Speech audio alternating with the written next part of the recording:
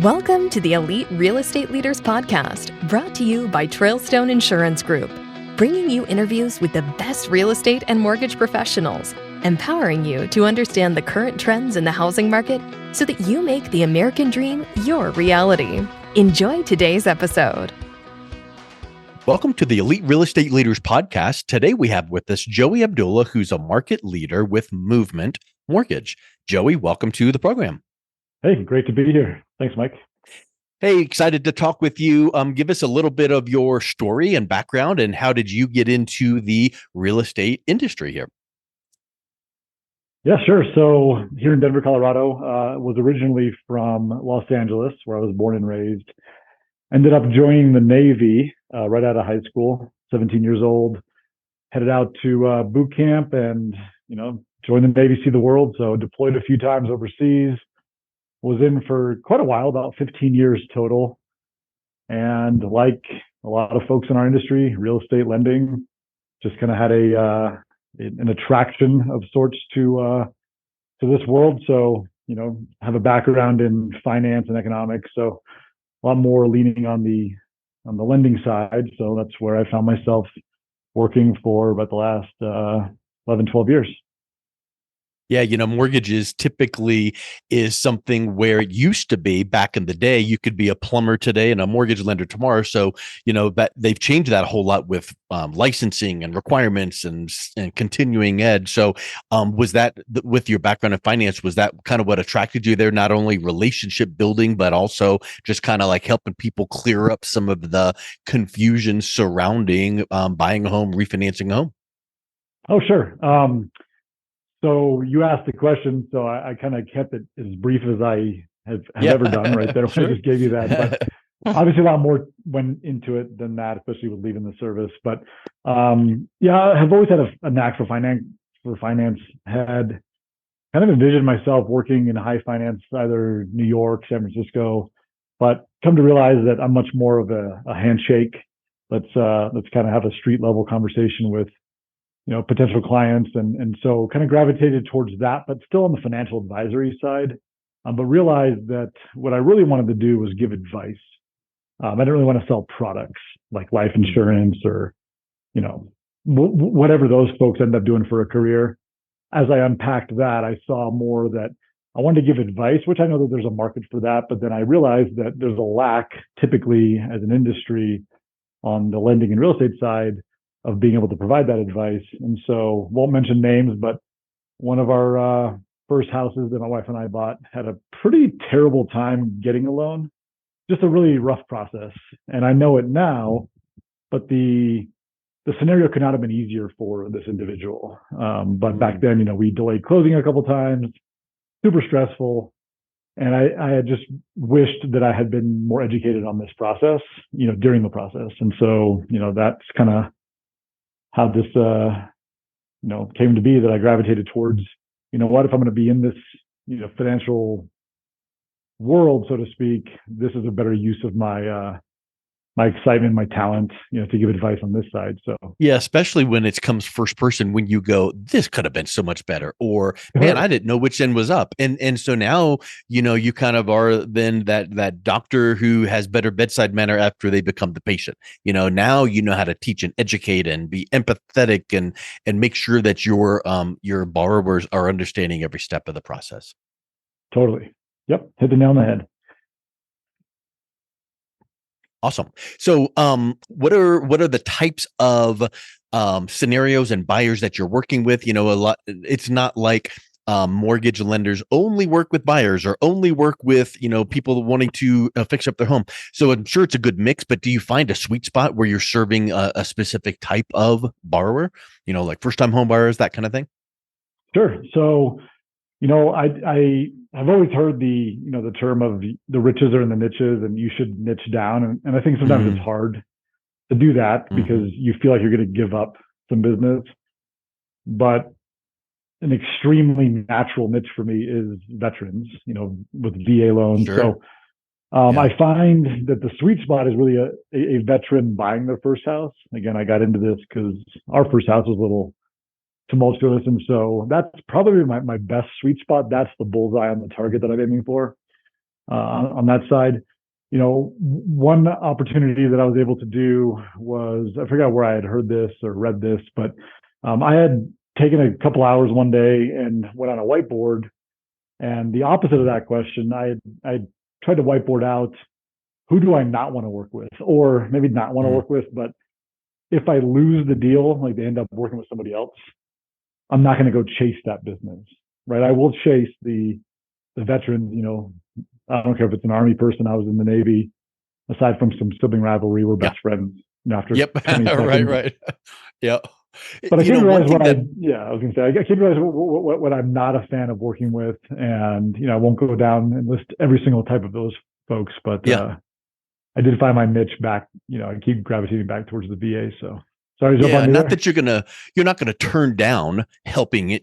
Like if you helped a young military couple buy their first home and they said, "Hey, my whatever friend or neighbor wants to," you're not going to say, "I will not help you unless you are," but it just tends, like you said, gravitate toward that. And it made me think of a question. I may have heard this before, but what have you seen in the industry? There tends to be sometimes people who are in or recently out of the military that don't even know the full benefits of the VA mortgage loan program. So yes, I don't know how to yell it at the top of a mountain louder that more people need to take advantage of this program. Yeah. We it's not like 90% no or 90%, but I feel like you probably would talk to a bunch of people and have a handful that go, I had no clue. And I guess let's just kind of dive into that. And what are some of those big benefits that when you are working with a military family, couple, individual, helping them buy or refinance? What are some of the high level benefits of the VA loan program? Sure. So I'd say one of the most unknown benefits of the program, especially for folks that, on the real estate side that don't work with too many veteran buyers, or on the lending side that don't do too many VA loans, the guidelines are extremely vague and very, very open-ended with how to interpret them, which a lot of folks end up getting a little nervous with because they end up thinking this is a tougher loan to put together, when it's the opposite, right? Very flexible for the scenarios. It's built, if you think about the VA and active duty folks, it's built for the adaptability. If somebody's stationed in San Diego and then 3 months later they get a set of transfer orders to go to Hawaii, they can't say, oh, well, I was supposed to be in this house for 12 months and now I did the loan wrong. But it's a very, very flexible in those terms. And, it's not built to be an empire builder. I always say that it's a great way to get into your first couple homes and then be able to build a real estate, portfolio. It's not built for it, but it's a great, great start for a ton of folks if they are educated sooner than later. Yeah, that makes a lot of sense. You seem like you have so much knowledge. My question is, can you share some insights on just the current state of the real estate market right now, and what's the impact on your industry and real estate industry in general?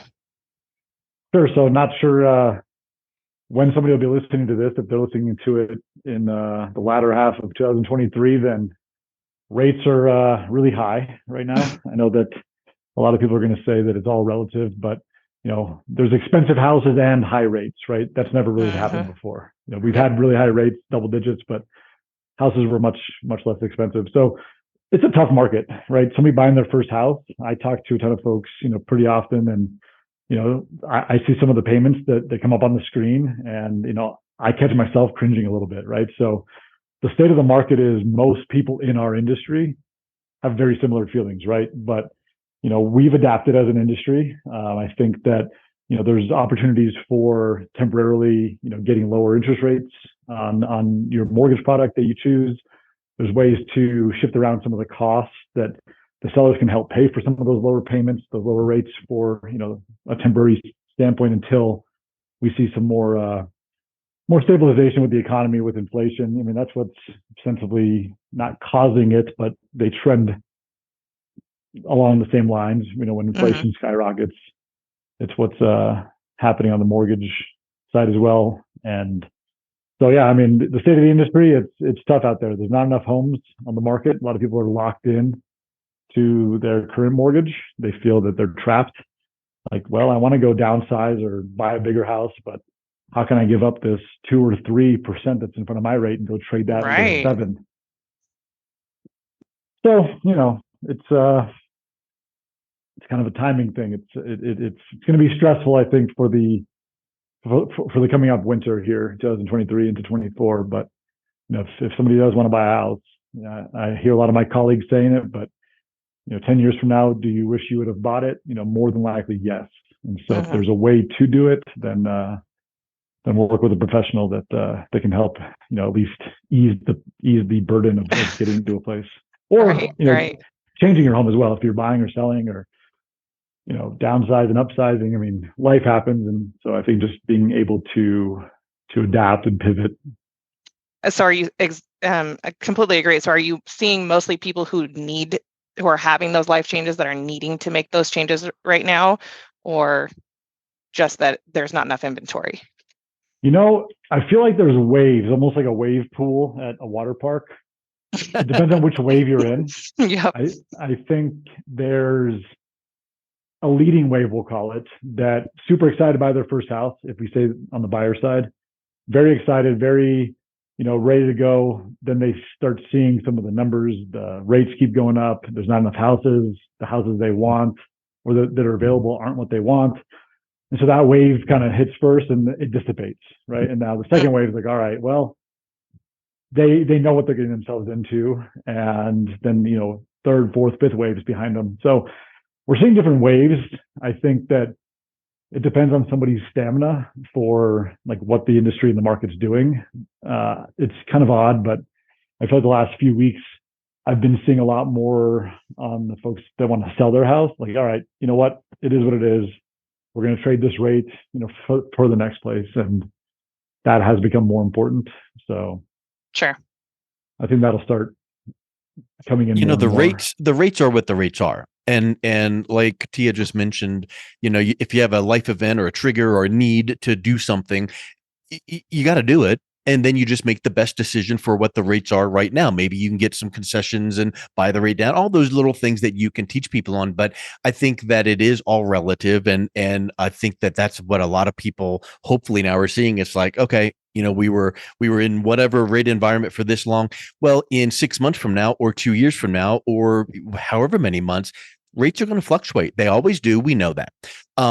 You said something that brought me to a strategy thought. You said something about building an empire. Well, the VA loan is great for the first house or two, but it's not really meant for building your empire.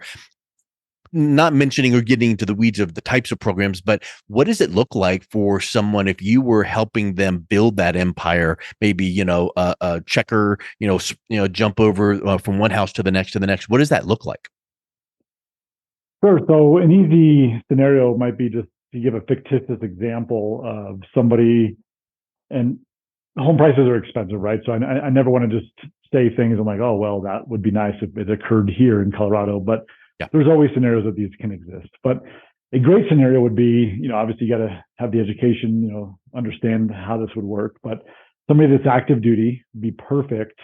So once they have their first stable duty station, a lot of times you go to boot camp and then some of your training courses and classes and curriculums make you go to a few different bases. But once you kind of have your first permanent duty station, if you could possibly purchase a multiplex, so you lived in one of the units and had, 1, 2, or 3 other, units you could rent out, this is the best scenario, right? And we've been able to help some folks in this scenario. And this is just the coolest scenario because now they were able to purchase 4 doors with their first house, to build this fictitious real estate empire. Does the VA loan allow for the 0 down on a 4-plex as an example? It sure does. It does. That's huge. It is. Especially, obviously there's the, like you said, not to get in the weeds, how you qualify for that, but huge opportunity if somebody's able to do that. Yeah. Then let's say they got stationed, to another location. If enough equity got built up into that property, and we've seen this happen time and time again, where then we can flip that loan out of a VA and into a more traditional conventional loan. And then now they can have their VA loan freed up to do this again. right? And another good scenario would be buy another multiplex at the next duty station. And now you're able to acquire kind of a few different doors. And then as you bounce around some duty stations, continue to evolve and build. And, eventually, the ability to use the VA to do that scenario doesn't exist anymore. There's some parameters that kind of, I don't know, block the ability to do that for forever. But, it's a huge opportunity for but at whatever point, then you've kind of got the bug of owning doors and having equity build up and tax write-offs and cash flow from the renters and all of that. Then you just get with a qualified mortgage loan professional like yourself and go, okay, you said I can't do this anymore because I've done it this many times. So now how can I accomplish the same thing? Oh, well, here's the loan. And so the point is, it's the concept. If you have a duplex or a triplex or a fourplex that you've, kind of acquired here, and here, all of a sudden now, as you're moving around the country, now you've got massive amount of cash flow, tax deductibility, talk to your tax accountant, equity buildup.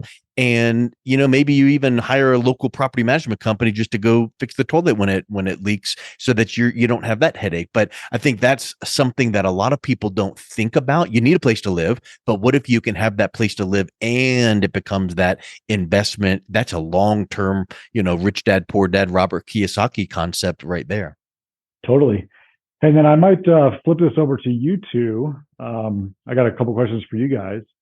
Where do you think you guys get to kind of watch from the sidelines, which is cool, about the industry and what's happening, and get to have the opportunity to talk to a lot of professionals on our side. But where do you see, the future of our industry? And the future could be a month from now, a year from now. I have my take on where I think it's going and a couple things that I'll bring up, but where do you guys see this all going? For me, I think what we just talked about is massive. And secondly, I've done a lot of, research from talking to people on the short-term rental concept where you buy in the property and you're not just going to rent it out to this couple for, 1, 2, 3, 4 years. You're doing the short-term rental, like the, bed and breakfast, not the bed and breakfast, but, anyway, short-term rentals. And from what I hear, it is extremely lucrative that way. So I think that's what I'm hearing. Because obviously you got to go buy a house, sell a house, and that's the traditional things. But if you wanted to get into investments, there's some creative ways to get into it without having to have massive amounts of money down. Tia, what are you hearing? I agree. I think short-term rental is obviously a hot topic right now. I was just kind of reading the Scotsman Guide today, talking about how new build sales are down quite a bit. I think it was like 6%, but still up 5% year over year. So while I see a lot of things coming down, the state of the economy we were in, there was just heavy buying. So I would expect that we would be down at this point. I would expect those numbers to be down, and I don't think that's scary. But I do think that I'm going to go from a tech standpoint and say that it's a lot of, and this is my space that I live in, so it's kind of why I'm probably promoting it, but content marketing. I see that most of the millennials are really aging into buying homes right now, and that, even our younger generations are getting a little bit more savvy with investing. So I don't necessarily know what they're going to invest in, but I do feel like all of their information they're going to consume online, and that's kind of where everyone's going to need to live. And no matter what trend it is, they need someone like Joey to go, look, here's the deal. Let me tell you this. Let me teach you this, and customize solutions to present for their consideration. Not push them into something and confuse the daylights out of them, like you experienced in buying your first home, Joey. That's, to me, I think that's like the huge, flag and line in the sand, where it's like, this won't happen again under my watch. I'm going to, and then no matter what the trend is and whatever the hot this and that, you're just teaching and helping. And then when you treat people like humans, not like another number, word gets around, and then they come to you and they go, hey, you help my friend. What can I do here? I think that's huge. So trends come and go. Totally. Correct. What's your take, Joey? Well, you guys both spot on. We're all, again, circling around the same senses of what the industry is doing. within the industry, so not for how we help, folks that are, using our services. But I think within our industry, what not enough people are talking about, or not enough people are talking about appropriately, the future is in automations and leveraging data. Data is the new gold. I know a lot of us, we'll read an article about AI. I'll play with ChatGPT. But the issue is, and I think this is deeper, probably more than this podcast can unpack here, but most people are really terrible delegators. And so that's why ChatGPT, for example, is giving you really bad answers. You're interacting with it incorrectly. Yep. And I think that will become a more powerful tool for somebody to leverage the automations and the data. Our attention span in real estate, mortgage, insurance, unfortunately, it's about 2 to 4 weeks, right? If I go up to a real estate agent and say, I'd like to go buy a house in 2027, they can't pay attention to that, right? Mm-hmm. And so I think the ability to leverage data, understand trends of, like you were mentioning, the age of first-time home buyers. We're hitting that pinnacle of a ton of people are coming into that age group that they're ready, right? And just being able to keep up with that and watch the trends, understand data, understand how to use data. If I always joke, if I had a list of 10,000 sellers, for example, and I gave that to a typical real estate company, what do they do with it? They would say, oh, well, I'll call them all, I'll email them all. But that's not really what you should be doing with that. You should be warming up the audiences, educating them, having some automations in place, so you can have a steady stream of business versus chasing a deal at a time. So technology and ChatGPT and whatever else is going to come down the pike, right, is wonderful, but you got to know how to use it, and you got to have that human touch, that way to integrate that data into what the, in our example here, the real estate buyers and sellers are needing. So there's never going to come a time where it's just, real estate botville where you just go in and boom, I got my house. Nope. You need to have the humans that develop that relationship, that use the technology, that then bring you some great solutions. So I think that's the huge takeaway here. So trends are going to come and go, rates are going to go up, down, and all around, but you need someone with that human touch that cares about you and will help explain the process. So Joey, that's exactly what we highlighted here today. I'll leave you guys with this one nugget, I guess, that I like to give to a lot of folks. You're exactly right that, whatever analogy you want to use, people like to round third base, they like to get 90% of the way there. I can make up a statistic like a lot of people do, but a lot of folks do like to do their own research. They want to go and look at houses on Zillow, run mortgage calculations. Mm-hmm. They do a lot of it themselves. We're here with the red pen to check their work. That's what they need and they want. And if we can present ourselves there when they're ready, then it's a gold mine. Love exactly. Well, Joey, amazing. It's been a real pleasure chatting with you. I love your approach. Love the way that you care for your people and keep your finger on the pulse of the industry and trends. So thank you so much for coming on. It's been a real pleasure talking with you. Yeah. Thanks, guys. Thank you for listening to the Elite Real Estate Leaders Podcast, brought to you by Trailstone Insurance Group. To learn more about the topics mentioned on today's show or listen to past episodes, visit www.eliterealestateleaders.com.